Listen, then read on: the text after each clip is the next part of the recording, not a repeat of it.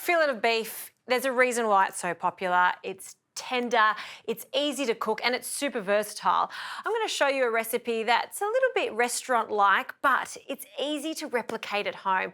This is my fillet of beef with radicchio and a parsnip puree. I might even add a little sauce.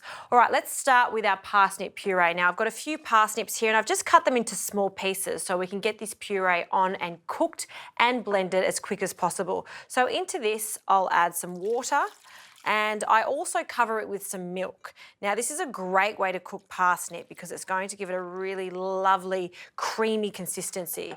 I'll now add some butter, about 10 to 15 grams of unsalted butter. Okay, so we'll just cut a nice piece off there. And this is the most magical puree. So if you haven't tried a parsnip puree, try it, so good. Now we'll pop that on the heat with a pinch of salt. And we don't want to put the lid on it yet because there's milk in there. It will tend to sort of bubble up and then submerge. So we'll keep an eye on that. And we're going to wait until they're super tender. Once the parsnip is tender, I'm going to drain it and then blend it until it's really smooth. Now, this part you can actually do 1 to 2 days ahead of time and then just warm it up before serving this. Now, onto the radicchio over here. This is a fantastic bitter leaf, great in a salad, but it's also great if you fry it so it just wilts slightly. So what I like to do to prepare it is just cut big wedges. I'm just going to leave the core on it so it holds its shape as it cooks with the beef. So just cut a few wedges there. And just to prepare it, what I like to do is add a good glug of extra virgin olive oil. Just drizzle that over the top. And I'll also season it with some salt and a little pepper. All right, let's talk about fillet of beef. You can see how tender it is. When you cut into this, it's like butter. It comes from the center cut of the tenderloin. And I like to serve mine rare to medium rare, just so it stays super juicy. So this has come out of the fridge about 45 minutes to an hour. You can see that there's small little medallions. I'm going to add a little oil, just a small drizzle over the top. And we'll just coat it completely in the oil. And once that parsnip puree is cooked, I'm going to season the beef and I'm going to seal it off on each side for about 2 to 3 minutes. At that stage, I'll add the radicchio.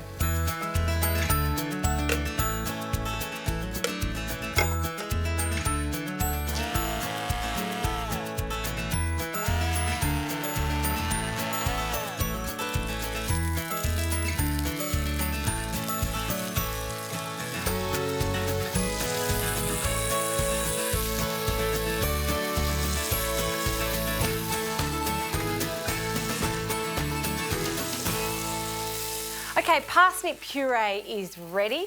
I've added the radicchio to the pan. You can see that it's wilted nicely, so we can take that out. It's still got just a slight bite to it and holding its shape. I just love that purple colour that's going to be against that parsnip, just beautiful.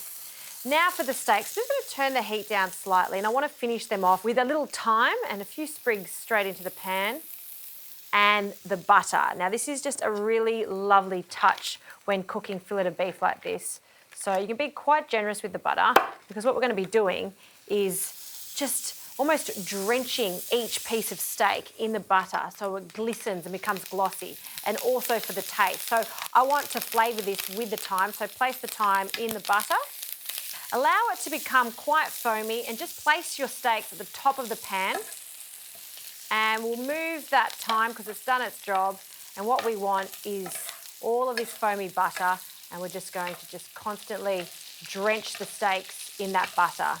The actual cooking term for this is called napping, but it's essentially just bathing these gorgeous steaks in that butter, giving it extra flavour. All right, that is looking good. Steaks can come out. And I just want to make a very, very quick jus to go with this. So while this is still on the heat, what I'll add is a little stock in the pan juices and in that butter, and we'll turn the heat back up.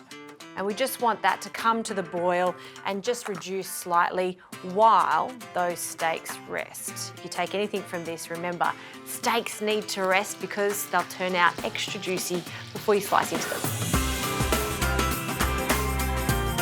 Look at this lovely little sauce here. In fact, it's not even a sauce, it's just pan juices, and just reducing it becomes this glossy texture. I love that.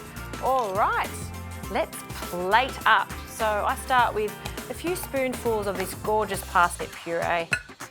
1 and 2, just spread it out.